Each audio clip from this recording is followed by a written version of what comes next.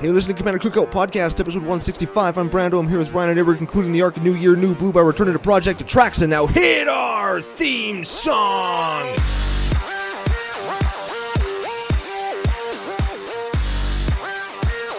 Hey, Ryan. We're back for yet another whirlwind adventure. How you doing? Good. What's going down? Whole ton is going down. We got some prizes to give away, an arc to conclude, a project that we've been doing on the show for the last couple of years to return to. But before we do any of that, we got to thank our official sponsor, face-to-facegames.com. They're Canada's biggest Magic store. Very much so. We had a great time at the face-to-face open in Saskatoon last weekend. Hell yeah, we did. Talked all about it on the pre-show. Maybe I'll link to the pre-show on YouTube in the comments so you can hear all about it. We don't have to go all the way back into it, but essentially, jammed games, gave away some packs, went to the bar, got a sweet deal from our buddy Cal and Brian. Hell yeah. And we played Open Flippy at the bar. Also hell yeah. And then I ended up getting a ride home from a new listener. Well, not a new listener, but a friend from Regina. Cool. Yeah. We met like the one cool dude in Regina. Yeah, Keel Rudniski. Yeah, we shouldn't rag on all of our listeners from Regina because they actually are cool people, and we have met lots of them. They do make the trip up to Saskatoon, and we make the trip down to Regina. They're always pumped to see us. We're always pumped to see them. It's fun. Yeah, that's it. So, speaking of listeners, Ooh.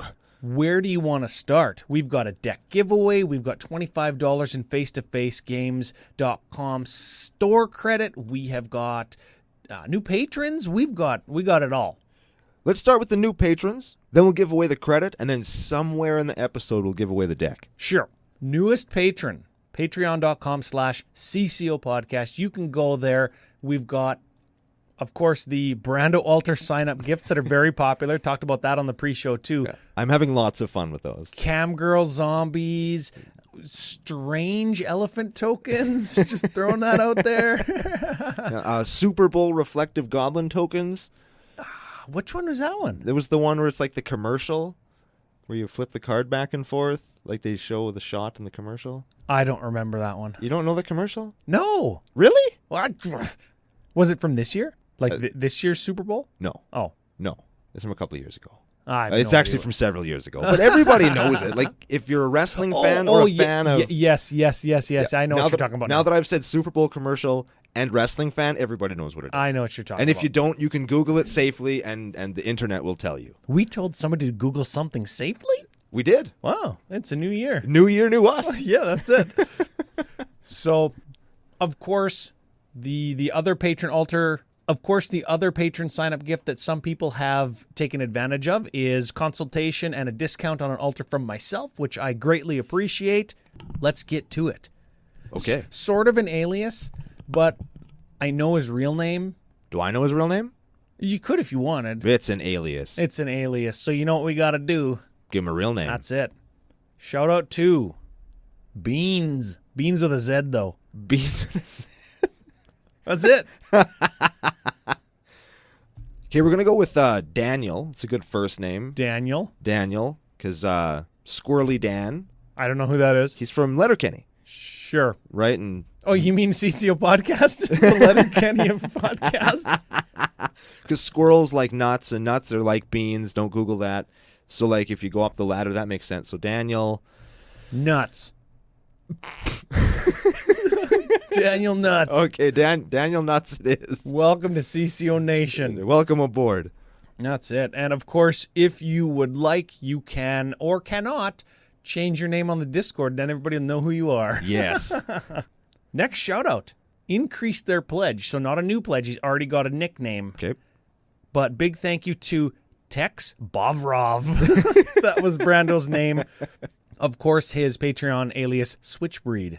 Sure. We didn't know what that meant, so we called him Tex Bovrov. Yep. So huge shout out. I'm not sure why anybody wants those, but here we are. Yeah, it is where we have ended up. All right, so we got some new patrons. Let's give away some prizes. Oh, baby. And by prizes, I mean the first prize of the day, $25 gift certificate, face-to-facegames.com, Canada's biggest Magic store. The one caveat here is you need to have an account on the site so that we have an email to attach the credit to. Of course, all you have to do is go and make an account. Correct. It takes 48 seconds. Yeah, exactly. And then you get your $25 and you can spend it on whatever thing or things you would like to procure. You can join the ranks of Daniel on Twitter. He's at Assassino Dan. I think that's Spanish for Assassin Dan. Oh, yeah. Follows us on Twitter and interacts with us as we go along on some of my crazy what do you think tweets. That's it. We talk about Mox Diamond, talk about old video games, talk about wrestling, we talk about wearing our underwear on our heads. Twitter is a crazy place. Ooh, yeah. Very much so. So he, of course, interacts on social media. He gets thrown into the hat. He gets picked to win the prize. That's simple. If you've ever watched any of our videos, you'll notice that Ryan has the Blue Jays or the CCO hat. That is the hat the names go into. We pull them out. The sweaty hat. Yep. So then we recycle all of the paper afterwards. Some of it goes to the landfill because it's covered in sweat from Ryan's head. Other than that, prizes. Gross. Okay, of course, we'll do the deck giveaway some random time throughout the episode. Should we talk about today's deck list? Sure. Who are we doing today? Well, I said it in the intro. We're going to return to Project Atraxa by doing Atraxa Creator's Voice. That's it. So, Project Atraxa, for any new members of CCO Nation, is unique or different ways to build Atraxa. We've done such hits in the past as Turbo Atraxa, where we make a Turbo Fog Atraxa deck. It had like 26 fogs. And it had a bunch of alternate win conditions as well. That's right. We've done Scrap Traxa or Spy Kit Atraxa, where it was it was essentially book tribal. Yeah. But it was also Spy Kit, so we could have two creatures with the same name, and we comboed off of riffed off of having two things of the same name, which breaks the Commander rule. Ooh. We have done Stacks Traxa? Stacks Traxa, of course, Brando's own personal deck. I think it's come apart in favor of Rurik Thar Stacks. Yes. Ah. Yeah, it's not going to be a popular one at the table, so it might only get busted out on very special occasions, but yeah, and now we're doing, I wanted to call it Seg Traxa, but you called it something else. Atraxaga. Atraxaga. Yes. Of course, where we are playing Atraxa Sagas. Ooh. Oh, no. So I mentioned it in the pre-show. We're killing two birds with one stone. We're doing a new way to play blue, Saga Tribal. Yep. And we're playing it in Project Atraxa, which is a new way, not a Super Friends +1/+1 or Infect build for Atraxa. Also correct. So give Atraxa a read as if somebody might not know what she does. Atraxa Creator's Voice is a 4/4 angel horror for green, white, blue, black. That's, what is that, Dinkmouth? Sure. Or Gitchmaw? Moth Treader? Whatever. I made mine up. It's one of those ones. She has Flying Vigilance, Death Touch, and Lifelink, and if that's not enough, she also has, at the beginning of your end step, Proliferate. Yeah, so we can proliferate our sagas because I think they do their thing when they get their counter put on them. That's my understanding. Okay. And some of them we want to get to the second chapter, third chapter, fourth chapter sooner than what the regular schedule of one per turn would be. Why wait for another turn like a bitch? Yes. Mm-hmm. And then when their last chapter resolves and you put them in your graveyard, we do have some getter backers, if you will. So sometimes when you have the getter backer and you already have, let's say, 5 sagas in your graveyard, you want to proliferate that 6th one on the battlefield and then, boom, replenish them all back in or something. Yeah, dude. As if we're playing Replenish, right? Why would we do that? Yeah. Now, we also have some cool stuff to take counters off of things so that we can keep those sagas around for a while. Oh, yes. Oh, baby. So this deck... I mentioned this in the pre-show too. I keep hearkening back to that because I was dancing around talking about my newest deck build. I'm so excited. I built Estrid the Bald Planeswalker deck. Estrid the Masked? Estrid of many masks? Estrid Enchantment Kung Fu is what I would call that deck. Estrid the Masked. I was right. Yeah. Of Kung Fu. Yeah, you were also right. Yeah. Yeah. So I show up at EDH&M last night, and you and Aiden and 5-color Angel Aaron are playing a game, and I show up and I'm like, is that your commander? Estrid. He goes, yeah. Did you just build it last night? Yeah. And I was like, oh, fuck. So did I. So he built it, and he does like the Chainveil combo and draws his whole deck. And it's cool. It's a cool deck. Very Enchantress. I built mine Enchantress, a little bit more themed on today's deck. Yeah. In that I wanted to do something unique. Big shout out to Max Crandell too. Also F him, but shout out to him because he's been hyping up his Enchantress build for a good long while. And I've never built an Enchantress deck. I never built a Bant deck. So this deck, Max's deck, kind of all just came to a head, and I had to do it. It's almost like everybody wanted to build an Enchantress deck now that Theros Beyond Death came out. Yes. Yeah, it's on everybody's mind. It's fine. You know what? I'm only playing like a couple cards from Beyond Death. Just a couple.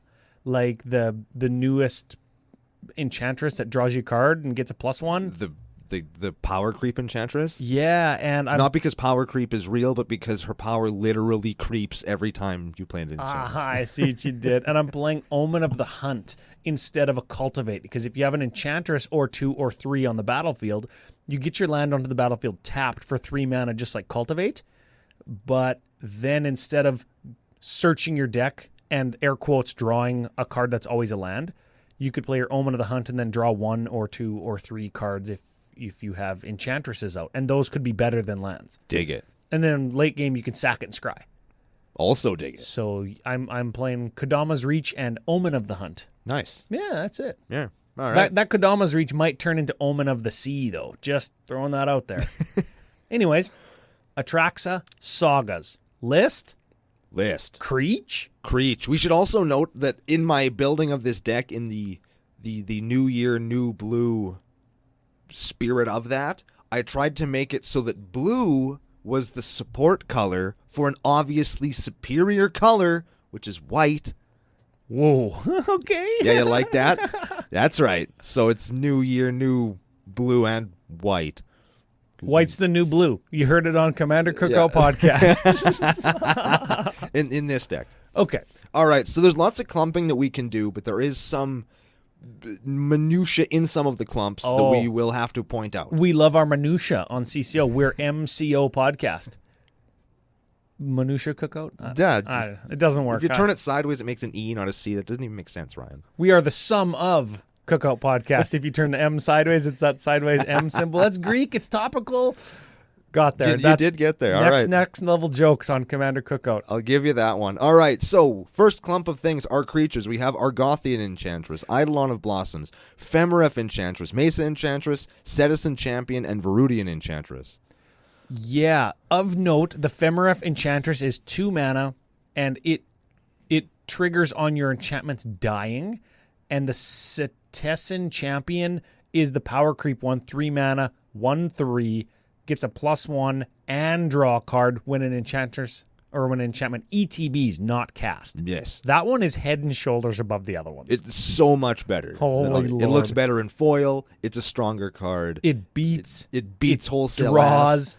It draws on ETB, so when you replenish, you draw 10. It's awesome. That's a super good card. That's a good one. Femeref Enchantress, I think, does have the coolest art of the Enchantresses, though. Yes. I really... She's got some birds, and she's like a nice lady, and she's like holding a bird, making it feel all happy about like being alive. Yeah. That's pretty cool. All right, more creatures. We have a body double. You explained why this was in here, but I don't remember. I'll give it a read. It's a 0/0 for blue 4, so it's good already. You can have it enter the battlefield as a copy of a creature in a graveyard. So it's a clone for something that's dead. Why do we want this again? We will get to that. Oh. So just remember that there's a body double in here. Okay. And then we'll get to it later. It clones a dead thing. Yes. Okay. All right. Next up, we have a Crystalline Crawler. Oh, Atraxa staple, right? Yep. So we're on a roll to doing something different, I can tell. It's a 1/1 for 4. It's good again. We're just playing good stuff all over. Converge. So it enters the battlefield with a +1 for each color of mana you spent on it. So you can pay 4. It enters with 4 +1s. You can remove a +1 to get a mana of any color, or you can tap it to put a +1 on it. We could proliferate those counters at the end of each turn and always have a supply of 1 extra mana, or 3 or 4 or whatever. It's going to be ramp. It's going to be good. Yeah. I didn't play a ton of rocks, but the ones that I did play, I think, are pretty Atraxa stapley. Okay, that's fine. Yeah, I figure in the mana ramp department I can lose a little bit of spice. Let's talk about Dryad of the Elysian Grove. That's a 2/4 enchantment camboy. Definitely a camboy. Yeah. You can play an additional land, and all your lands are every basic land type. Just a good card, right? He's just solid. He draws you cards in this deck. He can block effectively. He lets you ramp. He's just a good-ass card. Yeah, and being an enchantment creature does open him up to 2 different kinds of removal, but in this deck, like if you drop him and like draw 3, then play an extra land, It's still pretty okay. pretty good. Yeah. We got an Eternal Witness. Gets a graveyard getter backer. That's important. That is our first of, I'm going to call them getter backers. Yeah. They don't necessarily get things back from their graveyard. They might bounce things in response to like a lore trigger, or they let us remove all counters from something. That's a getter backer because it resets a saga. Yep. Eternal Witness is the first of 9 such things like that. Hell yeah. Which is CEDH levels of redundancy. All right, we've got a Perplexing Chimera. Oh, baby. Enchantment creature. Ooh. Got there, hey? Yeah, dude. So it's a 5-drop 3/3. When an opponent casts a spell, you can exchange control of Perplexing Chimera and that spell. Yeah. If you do, you choose targets for the spell now because you're the controller of it. Hell You're yeah. like, here, get this 3/3, bro. I'm going to take your whatever. Time stretch. Yeah, because you forgot my Perplexing Chimera exists. You forgot I'm playing this trash card. Yeah. Get wrecked. That card's not trash, No, though. it's a super weird not. one. It's really good. That's it. All right, speaking of chimeras, we have probably my new favorite Magic card of all time in Riptide Chimera. What the hell? It's a shark, and it's a different shark, and it's like got those weird back legs. Then it's got crazy front legs, and there's seagulls, and there's... It's got wings, but it's swimming. Yeah, the wings are like pointing in not Oh, 'cause it right can directions. fly! Yeah, because it's flying. Is it flying or is it under the water? It's a flying because there's birds. Oh, I thought those birds were swimming. Like flying fish? What the hell kind of world are we living in? This is a 3/4 for 3 flying. At the beginning of your upkeep, return an enchantment you control to your hand. That is a getter backer. It is a getter backer. That is going to beat in the air. 3 mana, 3 power flyer. So it's above rate, which is like 3 damaging commanders, not that good. But when it might get pumped from our one of our sagas, or that's good in this deck. And it's a 3/4 flying for 3 that has a relatively good ability with what we're trying to do in the deck. Like, That's good. That's a cool ass card. Speaking of enchantment creatures, we have Thassa Deep Dwelling. It's a getter backer. It is. It is. Okay, 4 mana, 6/5. Again, above rate. Thassa's going to beat as long as we have 5 devotion to blue. Are these creatures fucking green? Yeah, it's a new way to play blue. They're just green. Just play green. So at the beginning of your end step, exile up to 1 other target creature you control, then return it to the battlefield? I read that card wrong. Oh, yeah? Yeah. Oh, because you thought it was anything. Yeah, I thought you could blink an enchantment. Can't. You can blink an enchantment creature and draw a card off your Setessan champion. Ooh, you can blink a Eternal Witness and get it in Saga back. Also works. I'm There. still counting it as a getter backer. I like it. You can also use it to tap other creatures. Yeah, you know what? We could also play an Opalescence and make our enchantments into creatures and then blink them with Thassa. Nice. And then that way we could beat face with our fucking sagas. That would be so good. We got a Vampire Hex Mage. Getter backer. You sack your Vamp Hex Mage, remove all counters from target permanent. Target saga. Now here's what we're playing the body double for. Okay. Okay, we got a Hex Parasite. Ooh, I just thought this was another getter backer. It's a 1/1 for 1. You can pay X and Phyrexian Black, so black or 2 life.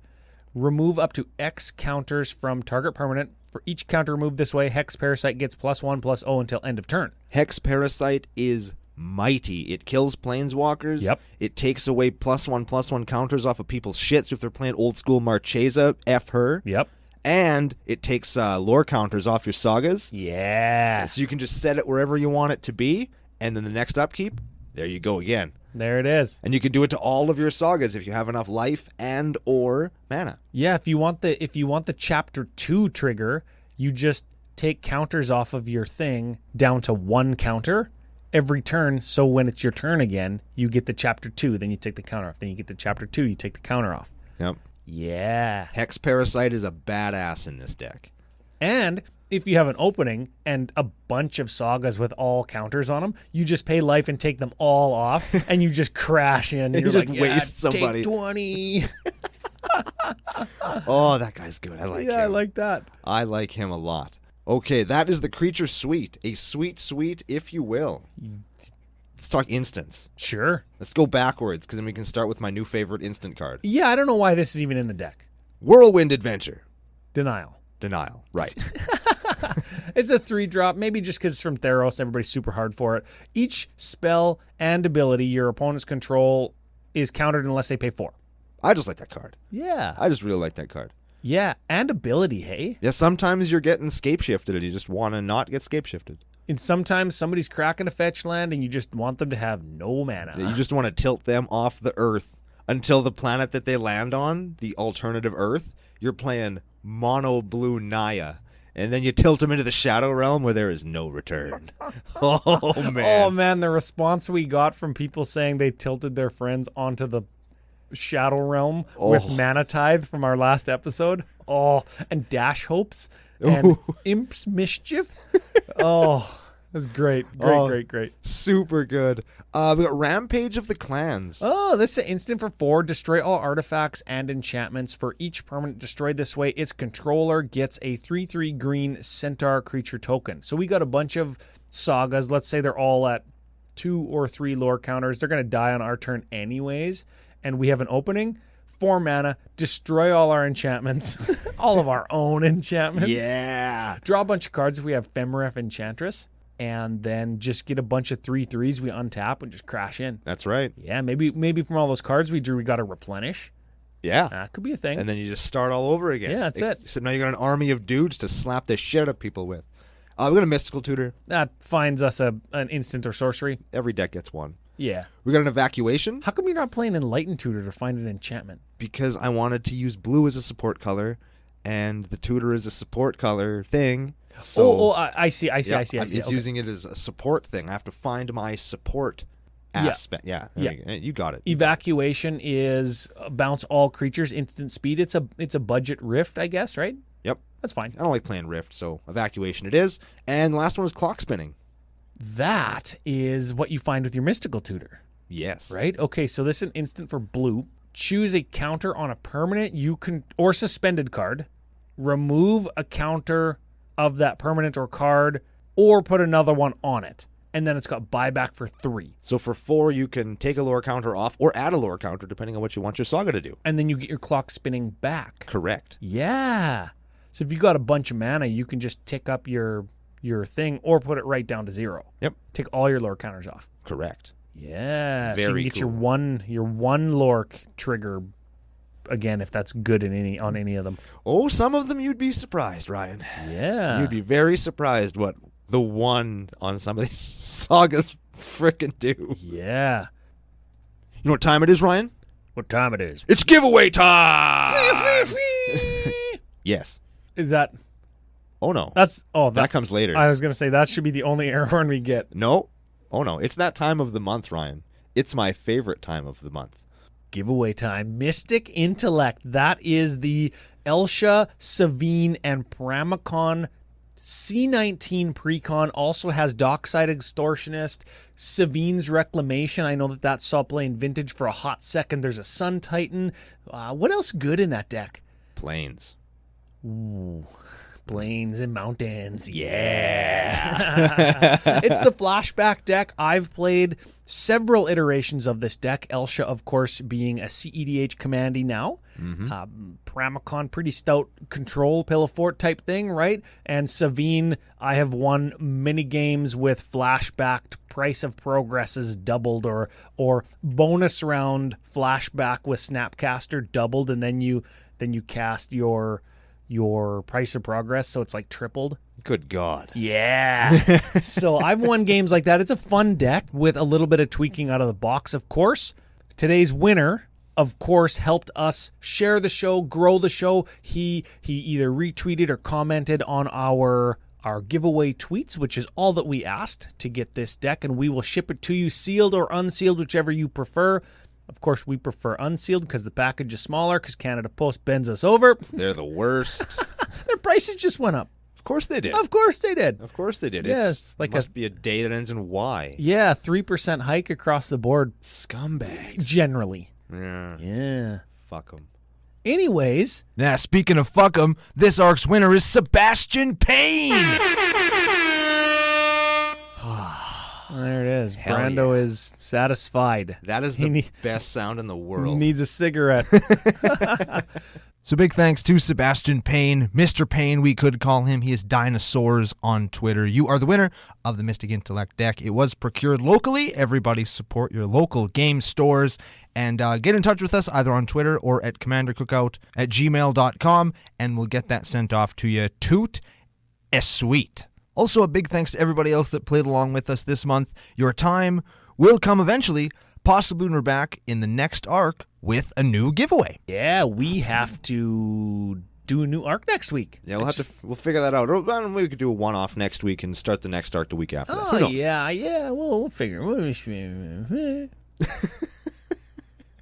we continue on with the deck? Sorceries. Sorceries it is. We have a Cleansing Meditation. Yeah, this is a card. White, 1. Destroy all enchanties. Or, if you have Threshold, that is 7 cards in your graveyard or greater. Instead, destroy all enchanties, then return to play all of your enchanties. That were put into the graveyard with Cleansing Meditation. Yeah, so not only does it not get our enchantments, it actually gets them, and then we get them back with no counter. So they come back in, they reset all of our sagas, we draw all those cards again, and because we destroyed them, if we have Ephemerif Enchantress, we draw even more cards. That is a mighty card in this deck. So good. You know what the coolest part about them is when you get your sagas, when they enter the battlefield, they trigger their first lore counter, so you get the first thing, right? Yeah. Could be a token, could be a card draw, could be everybody sacrifice a creature, so you could theoretically, like, whichever the saga is that when you cast it, everybody sacks a creature, you could get that one, and then you could Cleansing Meditation same turn, destroy it and you get it back, everybody sacks another creature. You could wrath the board with Cleansing Meditation in this deck. Yeah. And you could get it back again, your saga that makes you sack a creature, with your Open the Vaults. Yeah. 6 mana, return all artifacts, enchantments that were put into the graveyard this turn. Yeah. Return all artifact and enchantment cards from the graveyard to the battlefield under their owner's control. So everybody gets all their artifacts and enchantments back. Oh, yeah, I was thinking of like Second Sunrise. Yes. Yes. Okay, so this is 6 mana, get all artifacts and enchantments back. Yes. Yes. And then we have a much better version of that in Replenish. This is one of the most... I'm gonna put my stamp on it. This is one of the most powerful Magic cards ever printed. Yeah, you're not wrong. When you look at something like Open the Vaults, the power level on that card is very high, getting back everything. But Replenish costs less mana and does it just for you. It's better on 2 fronts. Yeah. This card is mighty by itself. Then you put it in an Enchantress focused deck. So let's see what it does. White 3 sorcery, return all enchantment cards from your graveyard to the battlefield. Period. Full stop, baby. Yeah, and that's it. So, wow. That's it. Yeah. And you could just let your sagas run their course, and when they're finished, you just sacrifice them in the late game. You could just top deck or replenish, and just go replenish. Get 10 cards back. Yeah. Like, wow. let's That's do like it a again. draw of 10 in white. Then you get all the enchantment triggers. Yeah. That's a sick card. What's our last card? Wrath of God. Just kills everything. Yeah. We got to kill everything because we don't have a lot of creature in the deck. Yeah, sometimes stuff gotta die. Wrath of God will kill him for us. Yeah, so we got Wrath of God and we've got Evacuation. That's 2 sweepers. I play in my Enchantress deck I just built. I play 4, I think. Dang. It's way more. It's double. Yeah. Yeah, so I don't know. I feel like you got to have some way to protect you. Let's see if the sagas can help us. Yeah. Should we go into the enchantments or should we do the enchantments last? Let's do the enchantments last. Let's do artifacts. Oh, now. sure. Yeah, okay. We got some clumping. Hey, first time we ever played Arcane Signet in a deck, hey? I think so, yeah. I think so. Let's clump it in with our thingies. Will do. We got Arcane Signet, Sol Ring, Asshole Cornucopia, Empowered Auto Generator, and Pentad Prism. So, Cornucopia, Auto Generator, and Pentad Prism all do something with counters, so we can proliferate them with Atraxa. Yep. That's why those are in there. Empowered Auto Generator is like $8. It's a good-ass card. It's slow. I don't know why it comes to play tapped. It's good. Is it? I think it's good. Okay. It's not like blazing fast good, but it's good in the same way that Nyx Lotus is good. If you untap a Nyx Lotus, you understand the truth that is Nyx Lotus. Is that card the truth? It is way, way better than I thought it was going to be. Way more truthy? I thought it was going to be like, yeah, cool, it's like a slow Gilded Lotus. And then I played it in, what deck do I play that thing in? Torbran. Oh, yeah. And it's just... Mono deck Yep. with a commander that has 3 pips in his thing? Yeah. Okay. So it's automatically as good as Gilded Lotus if I have my commander. And it just so happened that with the other stuff that all has double red pip in it. How does it work? Do you choose a color, right? Yeah, you just choose a color and it taps with a devotion to that color. What if you're playing 2 color? Then you pick it when you tap it. Yeah. But So, like, 2 color makes it less good. 3 color makes it less good. 4 color. Yeah. We would never play it in this deck. No, but you would play it. You could play it in a 2-color deck and get away with it. I would Okay, say. okay. And it's amazing in monocolor. So if you've got them, play them. They're better than you think. And Okay. Empowered Auto Generator, I think, is kind of the same thing. It's just a little slow, but it's cool, especially with Atraxa. Okay, hey, maybe that's this week's Twitter poll: Empowered Auto Generator or Not. Nyx Lotus. You know Both that are. the original art for Nyx Lotus sold for like $26,000. Holy crap! Yeah, as soon as you put Lotus on something, hey, Yeah. that's gonna sell for more monies. Holy hell! Anyways, we got a Lightning Greaves and a Swiftfoot Boots. Those protect Enchantresses, Enchantry, or Atraxa. Yeah, or Atraxa if you just have to beat in with Atraxa. Or your body double if it's something good. yeah. Just throwing that out there. All right, we got some Planeswalkers. Yes. Let's talk some Planeswalkers. We have Calyx, Destiny's Hand. 4 mana, 4 loyalty, +1. Look at the top 4. Put an enchantment into your hand and put the rest on the bottom. Yep. Got there. -3. Exile an enchantment or creature, and it stays exiled until one of our enchantments dies.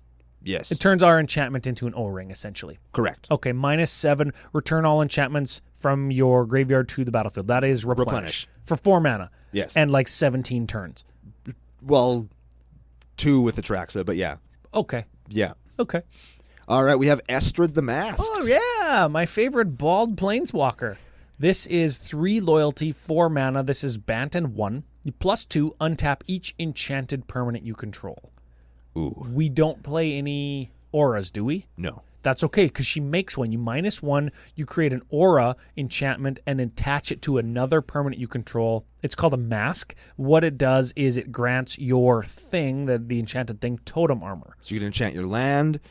So you can untap your land with her. You can enchant your creatures. You can untap them after combat. Give them pseudo-vigilance, right? Yeah. Yeah. Essentially, you create the aura, and whatever thing that it's on, it has to get killed twice now, right? Yep. Because if it would die or receive lethal damage or get destroyed or whatever, you just don't. That's what totem armor does. It's pretty good. You get the bonus of plussing her to untap whatever thing that is. Yes. Maybe you're a powered auto generator or whatever to make mana. Yeah. And her -7 is mill the top 7 and then replenish. Yep. Yeah. Yeah. It's pretty good too. Yes. It's pretty okay too. Yeah. All right, and the last Planeswalker we have is Teferi Time Raveler. Ooh. 3 mana, 4 loyalty. Each opponent can cast stuff only when they can cast a sorcery. So he does the Teferi thing. That's really cool, but not why he's in there. Okay, +1. Until end of turn, you can cast sorceries as though they had flash. That's pretty cool. It's pretty all right. Replenish at instant speed, make blockers with your sagas. Yeah. Yeah. There's another reason to run Opalescence. Just throwing it out there. Yeah. His what is it, a -3? Yep. Return up to 1 target artifact, creature, or enchantment to its owner's hand. Draw a card. You get back your saga that's going to die. Yeah. And then you just cast it again. And you draw a card. And you draw a card too.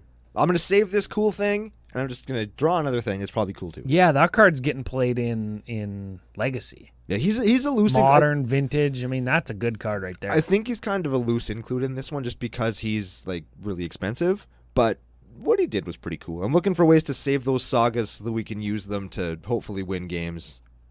Whether we do or not, that's a whole thing. Yeah, okay, I get you.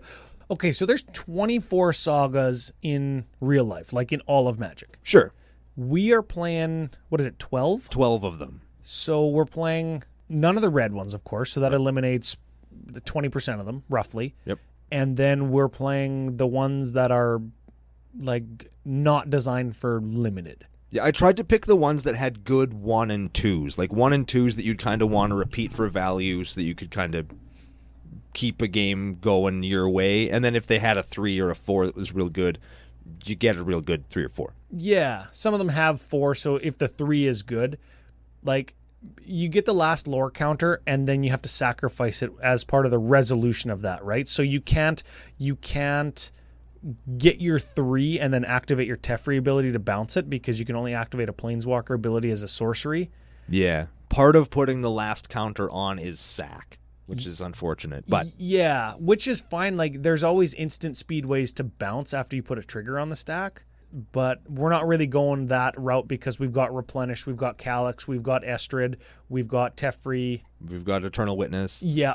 Okay, so before we get to the sagas, though, I think it would behoove us to take a look at the last way that we have to get our enchantments back.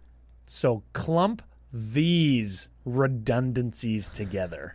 We have Detention Sphere, Banishing Light, Conclave Tribunal, Grasp of Fate, Heromancer's Cage, Ixalan's Binding, Oblivion Ring, Sphere of Safety, Quarantine Field, and Skybind. Sphere of Safety isn't one of them, but that helps us stay alive. Right. That's right. Oh, and Grasp of Fate. Great card, but only for opponents. That's fine. Yeah, totally fine. That card is good. Yes. So in general, those are enchantments. So they'll trigger our Enchantress things, and we'll get them back with Replenish. Essentially, you cast them, and we can target our own Saga, right? Yep. We draw a card. Let's say we cast Oblivion Ring on our Saga to exile it. Then we could cast a Conclave Tribunal, which is another O-Ring type effect, and target the original O-Ring. That O-Ring leaves, we get back our Saga, and the counters have been reset. So you can just chain a bunch of these together till they die, and whatever's under them when they do actually die, let's say we destroy all enchantments, they all die, we get our Sagas back, and then later on in the game, when those Sagas are dead, we can replenish, get all our enchantments back, and since the replenish reset all our Sagas, we could enchant our opponent's stuff with the O-Ring effects and eliminate all the blockers for something like Ancestral Mask. Oh, baby. As if Atraxa's not a good enough beater already. Yeah. We could put an Ancestral Mask on her to give her +2/+2 for each enchantment on the battlefield. Ooh, wrecked. So just so the listeners understand the math, let's just pretend we have 5 enchantments. Ooh. Atraxa's a 14/14 flying lifelinker. With Death Touch and Vigilance. She blocks. She can block still, so you can gain 28 life around. If She can do attacks you. fucking both. Oh, man. Hashtag both. Yeah. That's it. And if your opponents have some enchantments, and they probably will, that's going to make her bigger too. Oh, yeah. You could sandbag your Ancestral Mask until you replenish or otherwise. You could just have 5 or 6 enchantments because you could. Yeah. Never mind if you have Estrid. Oh, right? yeah. Estrid makes masks that are enchantments. Yeah. Uh-oh. Let's say you have 5 and there's 3 others on the table. That is +16/+16. She's a 20/20. Yeah. I guess you would need 9 total, right? To give Atraxa. To turn her into a one-pump chump. Yeah. You need 9 enchantments on the battlefield and an opening. And again, she flies, so she's probably going to have an opening. Yeah, she will. And she'll just make an opening. Let's be honest. That's an alternate win con, right? Oh, yeah. Ancestral That is Mask the awesome. win con, I think. That will win you games, that card. Okay, so we've got 5 or 6 Oblivion Ring effects. We've got Ancestral Mask. They both help us win. They save us. The O-Rings, they just eliminate blockers too, right? Oh, yeah, they're also removal spells. We have 9 O-Rings, and they can also O-Ring blockers and problem enchantments on the other side of the field, or, I don't know, Avacyn. Yeah, that's crazy. Yeah, dude, it's super good. And Sphere of Safety, I lumped it in with the O-Rings, but it's not an O-Ring. It's a propaganda or ghostly prison type thing. Yeah, you got to pay X, where X is the number of enchantments you control. And let me tell you, you can't. No, because you're going to have 7 or 8 of them. Because I was trying to fight through this last week. I made one misplay on turn 2, cost me the whole game. Well, at least you could identify it. Yep, I identified it as soon as this came down on Aaron's board. I was like, son of a bitch. Got to read the Planeswalker before you activate him, Brando. Yep. Oh, well. Live and learn. Next up, we have an Enchantress's Presence. That is an enchantment that says whenever you cast an enchantment spell, draw a card. Hell yeah. It's just an enchantress. It's an enchantment enchantress. Just remember, because this came up with me yesterday, turn 2, I turned 1 like whatever, wild growth or whatever on my land. So turn 2, I had 3 mana. I played my Verduran Enchantress, and then the next turn, I cast my Enchantress's Presence. Ooh. Because that's an enchantment, so the Verduran Enchantress drew me a card. Hell yeah. Yeah, so just sequence those correctly, kids. All right, we got a Hadana's Climb. At the beginning of your combat, you put a +1 counter on target creature. Then if that creature has 3 or more +1s, you transform it into The Winged Temple of Atraxa. It can tap to add 1 mana of any color to your mana pool, or you can pay blue, green, 1, tap, target creature you control gets flying, and +X until end of turn, where X is its power. So that eliminates the need for 9 enchantments, and it reduces it to 5 enchantments, or Ancestral Mask and 4 others, Yes. to make Atraxa a 1-hit kill. Yep. That's- On basis of it flipping over, you can Oh, also no, just, because the creature has to have 3 counters on it. yeah. So Atraxa would be a 7/7, and then you double that, so it should be a 14/14 all by herself. And then if you put it's good. Also, it can protect enchantresses by making them bigger and put them out of like dying range from something like a Pyroclasm or a Volcanic Fallout, and make them big enough where they can block little dudes on the ground. Yeah. All right, then we have I think this is a pretty Atraxa card, but I wanted to play it anyway. It's Parallax Wave. Yeah, this is a enchantment with fading 5, so you remove a counter during each upkeep. When you can't remove a counter any longer, then you sacrifice it. It's 4. You remove a fade counter as part of an activated ability. You can exile a creature, and when it leaves the battlefield, you return each creature to the battlefield. Yeah, it's like a slow ring. Oh, man, that was excellent. It gets blockers out of the way, and with Atraxa, it's going to stick around for a long-ass time. Yeah, you know what I just thought, too? Just as another way to open ourselves up to mass creature removal, if we ran Opalescence, we could, with our sagas being creatures with Opalescence, or Starfield of Nyx, but Opalescence costs less mana, you could exile your enchantment creature with Parallax Wave, and then when Parallax Wave screws off, you get those back, and the sagas have reset.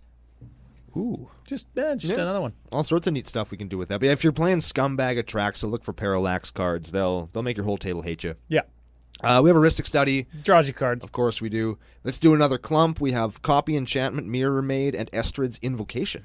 Those are all copy enchantment effects for 3 mana. Of course, Mirror Maid is an artifact as well, and Estrid's Invocation can bounce to copy a different enchantment next turn. Yeah, on your upkeep, it resets itself. Yeah. Which is kind of neat. All right, bread and butter time. Saga time, baby. All right, like we said earlier, we're playing 12 of them. Ryan, tell them how sagas work. So, Saga. It's an enchantment, subtype, Saga. So it'll trigger your... You know what we should have played? We couldn't play it. Never mind. I was going to say Enjoy Your Weather Like Captain. Got Can't. red in it. Yep. Saga. As this saga enters, and after your draw step. That's what it says on the card. Weird timing on that. Usually those things are on upkeep. This one is after the draw step. Yeah. You add a lore counter, and you sacrifice it after you do the last lore counter. Yes. Some it's 2. No, some it's 3. Some it's 4. I think those are the only 2. I think There's no 2s? I don't think there's any 2s. Is there any 5s? Not that I saw. Not that we're playing, I don't think. Okay, sure. So they enter, they get a lore counter. There's nothing that says you can't remove all the counters from them, and you get one after you draw. Yes. So I think they did that. I remember reading the rules, the really long rules articles when Dominaria came out last year or 2 years ago, and they said they did it after you draw, but it's still in your draw step, so you can't like respond to it by removing a counter and then like always keeping a thing at 2 or whatever. Sure. They made it specifically not a trigger upkeep thing. Dig it. So there's like the rules minutia is there, but we don't really care because we can move counters. Yeah. We can do that, and we're not playing standard. We've been over that for Yeah. We got it. Okay, so let's start with obviously the most fun one of all of the sagas we're playing. In the Fall of Thran. Oh man, cool art, hey. Oh, cool all the tapestry style arts and stuff, right? These are all hand painted too, right? The Dominaria ones were. Sweet. Yeah, and they were big too, like big, tall, like 6 foot tall pieces, right? They're dope as hell. Yeah, so cool, tapestry style. Okay, so white 5. Uh-oh. And this is how we'll read them. 1. That's lore counter 1. 1. Destroy all lands.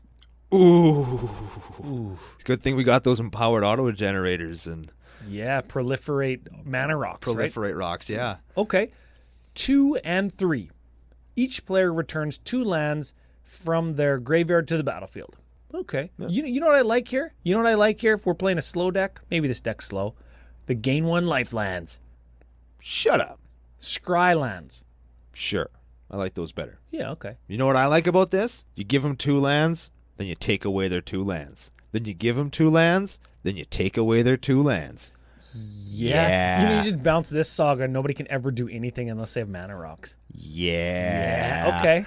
All right, next up we got History of Benalia. Ooh, white 1. Lore counters 1 and 2. So the first 2 turns you have it out. Create a 2/2 white knight human creature token, knight creature token with vigilance. Cool. So you get 4 power for 3 mana. Turn 3, knights you control get +2/+1 until end of turn. So they turn into 4 3s. So you get 8 power for 3 mana. It's okay. Not terrible. And also not terrible if you can sacrifice it and get it back and get it up to 3 lore counters the same turn. Ooh. And then they turn into 12 power? You'd have lots of dudes, yeah. You'd have lots of them. Yeah. Oh, plus you'd have 2 more you'd have knights. 2 more of them. They don't have haste though. Yeah, they're white. They probably suck. But if you flip them back, if you just stick 1 and 2, you get knight every turn. Yes, free knights after you get like the first 2. Which is pretty good. Okay. How about Kiora Best's the Sea God? Oh, remember that thing you just said about like sticking between 1 and 2 and getting knights? Yep. How about 8/8s? This is the first one I added because 8/8s. Okay. So blue 5 1. Create an 8/8 blue Kraken. 1 With hexproof. Hexproof. It's hexy. Hexy proof. It has hexproof. Oh man. Hexproof. Okay, 2. Tap all untapped permanents target opponent controls. They don't untap. Oh, they don't untap next turn. Take 8, asshole. Exactly. Right? 3. Gain control of target permanent opponent controls. Untap it. Oh.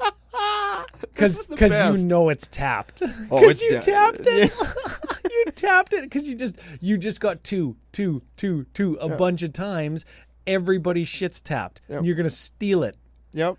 Oh man, that is a Kiora Best the Sea God is just awesome. The power level of Kiora Best the Sea God is too damn high. All right, this is probably my favorite art on a saga in Phyrexian Scriptures. Yeah, this one I do like this one as well. Black 2. It's our first black card. Yeah. I forgot we were playing black in the damn deck. Yeah, that's it. Black 2. Lore counter 1. Put a +1 counter on up to 1 target creature. It becomes an artifact until end of turn. So they turn it into a Phyrexian. Yeah. Oh no, it just becomes an artifact. Yep. Yeah, it gets Phyrexified. Eat. Phyrex yourself. 2. Destroy all non-artifact creature. Yeah. So we probably just make Atraxa or an Enchantress into an artifact so we can keep it. Yes. 3. Exile all cards from opponents' graveyards. Hell yeah. Which is just good. It's just a good That's just thing. a good ass ability. Yes, if your Phyrexian Scriptures goes away, cool. Yeah, I think this is the one where you want to remove all counters from it so you can get that 1 3 or 4 times. You keep saving an additional dude each turn, and then you keep wiping out the rest of the dudes each turn. Yeah, well, we've got ways to remove counters with that clock spinning, and a card that I'm going to suggest. Ooh. And we just keep it at 0 till we draw. Then we just buff up our whole team, then destroy everybody else's team, and then exile graveyards whenever we need to. We could just proliferate it and kind of skip that turn that it takes us to get the 2. The 2 will still happen, but we'll just make it happen faster to exile graveyards if we need to. Dig it. Can you proliferate at instant speed or add counters? Clock spinning, I guess, lets us do it at instant speed. Yep. If somebody's reanimating and we're at 2 counters on scriptures, we can just go clock spinning, add a counter, exile your graveyard. You can't reanimate. Sick. Yeah. Oh, Trixie. All right, next up we have Song of Freyalise. Okay, 2 mana. This is green 1. 1 and 2 lore counters until end of turn. Creatures you control are Birds of Paradise. Sure. Okay, that's gonna Sometimes land is important. yeah, And sometimes you play an Astrid and you can just untap all your guys. Makes more mana. yeah. If they have masks. Yeah. Yeah. Okay. 3 is put a +1 counter on each creature you control. Those creatures gain vigilance, trample, and indestructible until end of turn. They're like mini Atraxas. Yeah.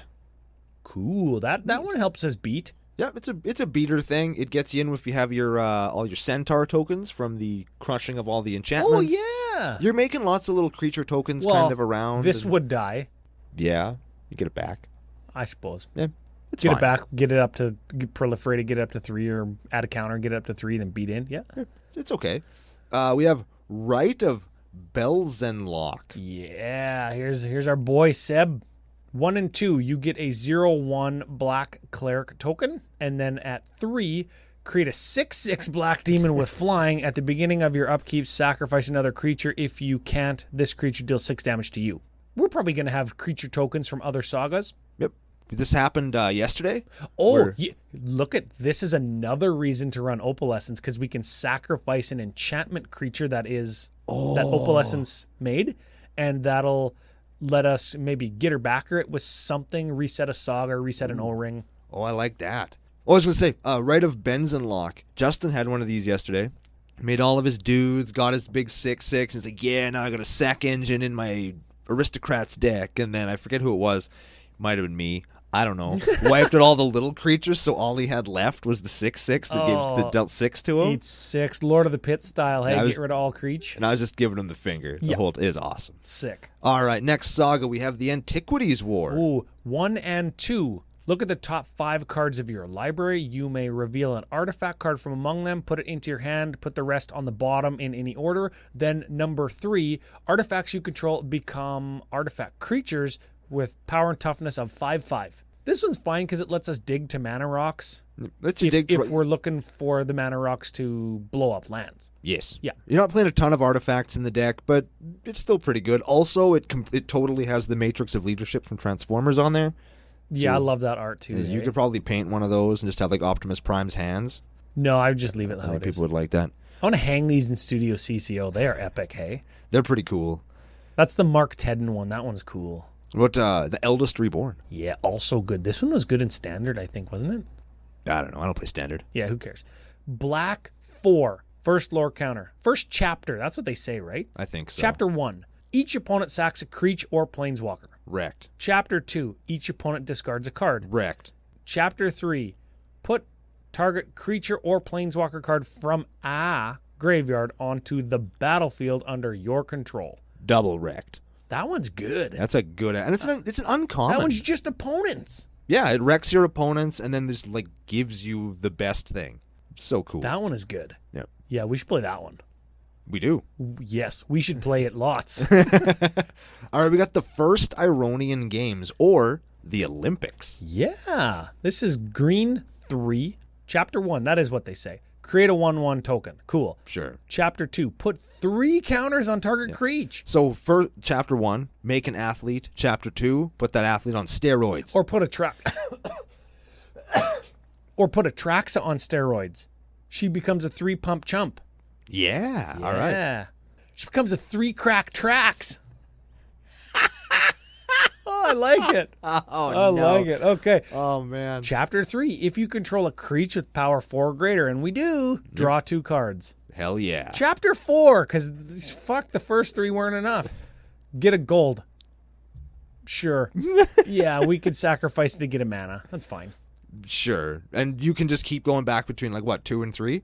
Oh, yeah. Oh, there you go. Yeah, put 3 counters and then draw 2 cards. Put 3 counters, draw 2 cards. That's probably the most...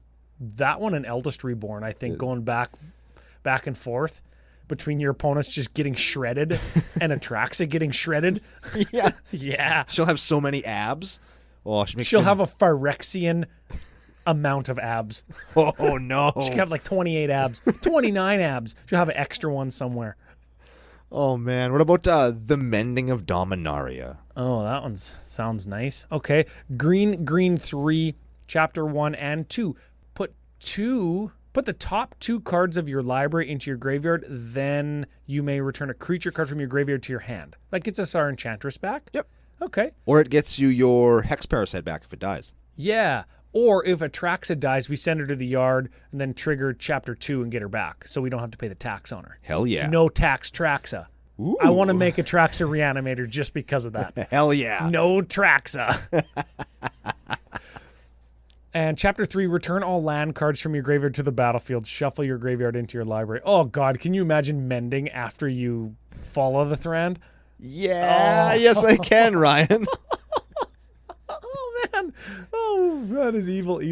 Oh, see, Man, I used to hate talking about sagas. I was like, why nobody would play these? They're standard and limited cards. and then you play them all, and it's like, holy shit. Yeah, it turns out you jam 12 of anything into one place. It's going to be good. Do not Google that. No, because it's not always good when you jam 12 things into one place. Ooh. How about the Time of Ice? Time of Ice. Tap target creature an opponent controls. It doesn't untap during its untap step for as long as you control Time of Ice. That's Chapter 1 and 2. So if you can just go back and forth between 0, 1, and 2 lore counters. Tapped forever. You're just freezing them. Yep. And Chapter 3 is return all tap creatures to their owner's hand. You tap everything and then you just let the last trigger resolve. Yep. Cyclonic Rift. Right there, baby. I don't mess around. And the last card, Elspeth Conquers Death. This one's cool because it looks like old tile mosaic. Very neat. Yeah, all these arts are just cool, hey? So, white 3, Chapter 1 is exile target permanent and opponent controls with converted mana cost 3 or greater. Chapter 2, non-creature spells your opponents cast cost 2 more until end of turn, until our next turn. Yep. Ooh, what if we could just, like, trigger that a bunch of times? I know, right? Just tax the crap out of them. Yeah. We wouldn't put that in no tax tracks. No, we would not. We would put that in tax tracks. Yes. Okay, so we got our next 2 lists lined up. And then Chapter 3 is return target creature or planeswalker card from your graveyard to the battlefield. Put a +1 counter on it if it's creature or a loyalty counter on it if it's a P-dubs. Badass. Yeah, you get your Estrid or your Cowlick or whatever back, right? Yeah. Or your... Yeah, we could put this in Reanimator Atraxa. Yeah. Yeah, we could do it. That is the deck, hey? But wait. The lands. Gotta read that sick nana base, yo. Yeah, we gotta do the sick land. We're gonna start with Hall of Heliod's Generosity. That gets us an enchantment card from our graveyard to the battlefield. Very good. To our hand. Very good in decks like this. We have a command tower. To the top of your library. Get it right, Ryan. Jesus. Command tower, classic. Yeah, everybody knows that one. Sarah's Sanctum. White for each enchantment you control. That's a $100 card. Might be a potential cut for the newer or budget players. Yes. Just throwing that out there. Next up, Forest. Taps for a green. Island. Taps for a blue. Plains. Taps for white. Swamp. Taps for black. End of deck. End of deck. There it is. We got there, Ryan. We did it. That's it. Of course, spice mana base to your taste. We just don't spend a whole bunch of time on it because it's been covered to death. Yeah, I just wanted to point out the kind of enchantress lands that are budget or not, the Hall of Heliod's Generosity and Sarah's Sanctum. If you're going to play an Atraxa list and have access to those cards or a bunch of money, both of those cards would be good. Man, I love having access to a bunch of money. I wish that was reality. Yeah, I wish that was true, hey? That would be so cool. That would be the best. That's it.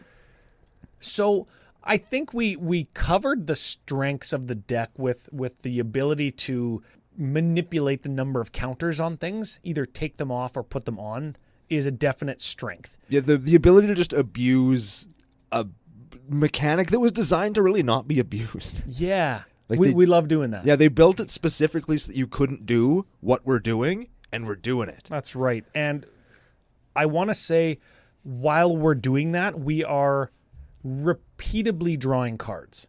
We've got 9 card draw effects in the deck, X number of them, whatever it is, 6 or 7 of them are Enchantress cards, which don't just draw you a card, right?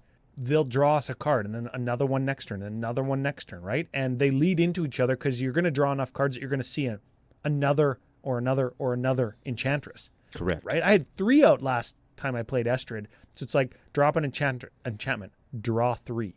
It's pretty good. It's good, right? Yeah, turning every one of your cards into kind of less good ancestral recall. It turns out is really good. That's right. Now, weakness. It does bend over to like Solemnity. Austere Command, I was going to say, where they pick like creatures with power 4 or greater. You get your Atraxa and all your enchantments. Yeah. That's bad. It is a control deck with all those sagas giving us repeatable benefit to hinder our opponents, but it is a very tap-out style control, so you're not leaving any space in the deck or mana available for like stack manipulation or on-board control tricks, right? Yeah. There's one counter spell, there's one instant speed kind of bailout button, and that's it. Yeah, and the last thing I wanted to say is if we can't cast a Saga with Atraxa or vice versa and immediately go to end step to proliferate it or add counters somehow, any sweepers or big chapter 3 or 4 effect is projected, and we're giving people a chance to respond because we need to take an extra turn before it'll happen. Yeah. And I mean, we could have jammed more proliferate effects to kind of... Then it just feels like an Atraxa deck. Yeah, though. and I didn't want to just build an Atraxa deck. Like, this deck is stuffed full of variants, which can be a positive or a negative depending on how you like your decks. Oh, it's great. If you have the play style and sense of humor and meta and play group that loves the high risk, high reward, you're going to love it. If you have a good sense of humor, you're going to love this deck because you can just get owned by your deck. Yeah, your own deck will just wreck you. Yeah, right? But this sounds like a good beer drinking deck because it's like, oh, it's my turn. Draw a card, play, draw a card, play. Tick, tick, tick. These enchantments go. Yep. Drink beer. Yep. Which is, I appreciate. And then some other times it'll be like all of that stuff you just said and then like swing for 4. Yeah, which is fine. Swing for 4. Don't even have to tap my guy, so don't attack me. Yeah. Yeah, I still have a flying death touch vigilance. Yeah, I think, right? because Atraxa turns out is pretty good. Yeah, that's it. Okay, get this though. I have a suggestion for you. Ooh.